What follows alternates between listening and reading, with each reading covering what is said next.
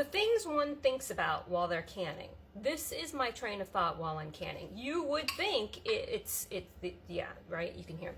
You would think it would be totally different than this. But stick with me, because if you have anybody in your family that plays video games, this applies to you.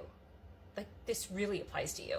I'm going to tell you a G-rated, PG, probably PG-rated version of this, and you can, if you want, go find the video, but I highly recommend you don't watch the video. But I'm going to explain what the issue is in our world right now, according to me. So have you heard about the retired chief of police from a small California town that he retired and moved to Las Vegas, and he's a bike rider. So he was out riding his bike and just minding his own business, right? Getting his exercise in. And behind him was a group of kids in a car. I say kids, young teens, old teens, whatever, in their car, in a stolen car. Let's get it straight, in a stolen car. And they decided that it would be fun. One, they ran one car off the road.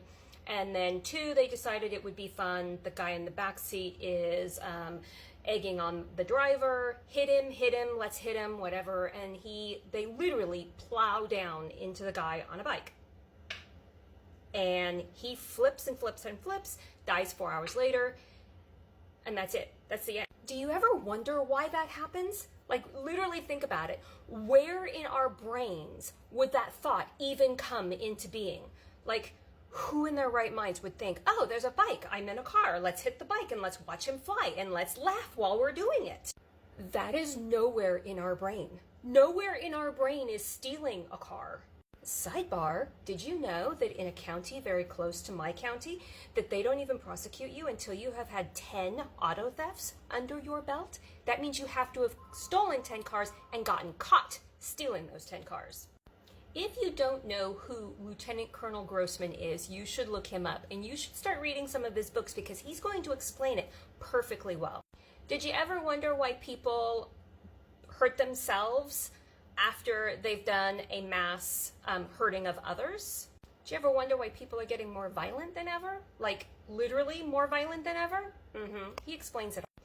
And the interesting thing is, we all think that when our kids are sitting down to the video games, playing the video games, that they're just having fun and releasing a whole bunch of stress from the day.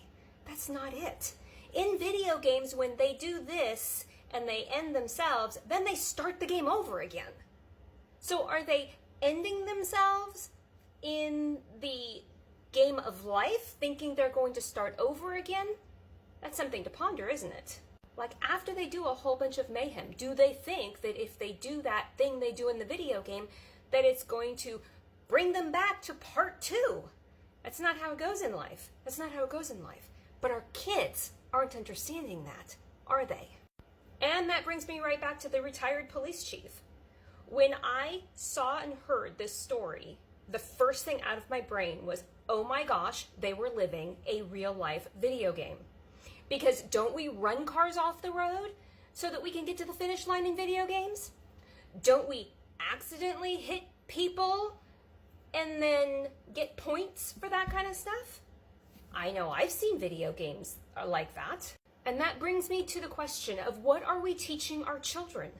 What are we allowing them to sit down to? I have way more on this subject with some of the TV that we're watching. I mean, I could go into depth in how the brain is working and how we're thinking, but I'll leave that for another day.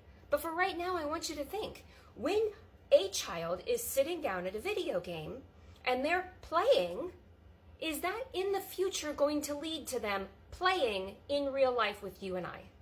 Now, I happen to come from a very different stance. As most people, I literally have answered these phone calls and lived this life behind the 911 screen, and I've been on enough ride-alongs to know these people really think they're in video games. They really think that when they do these certain things, that it's going to be okay for them. They don't see any consequences, because in the game, they just get points. They don't understand why we aren't applauding them and giving them points. And then they get angry at us because we're punishing them in real life because they're not getting points.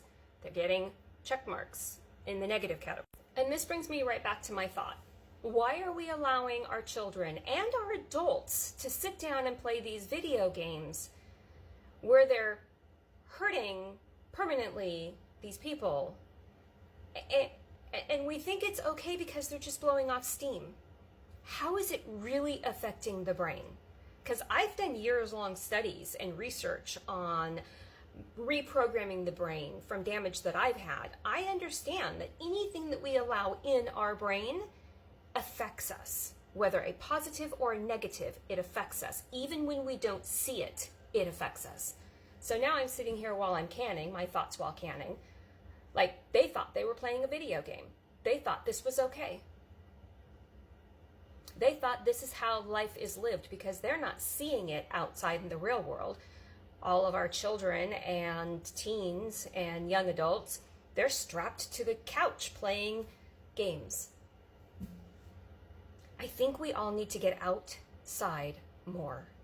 We all need to start growing our vegetables or finding a hobby.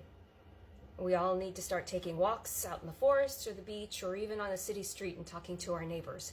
And we need to start making lifelong friends in the real world, detached from social media and from video games. This is not the real world. The real world is sitting with a friend that's in pain or hurt. The real world is feeling someone else's feelings and hurt and pain. The real world is calling and encouraging someone not to take that next drink. The real world is making sure your neighbors are being taken care of. And if your neighbors want to learn anything, that you offer to teach them. Or if your neighbors need anything, you offer to help them. That's the real world. The video games is not the real world. And we're allowing people to suck into it. And we're losing humanity. Thoughts from my canning.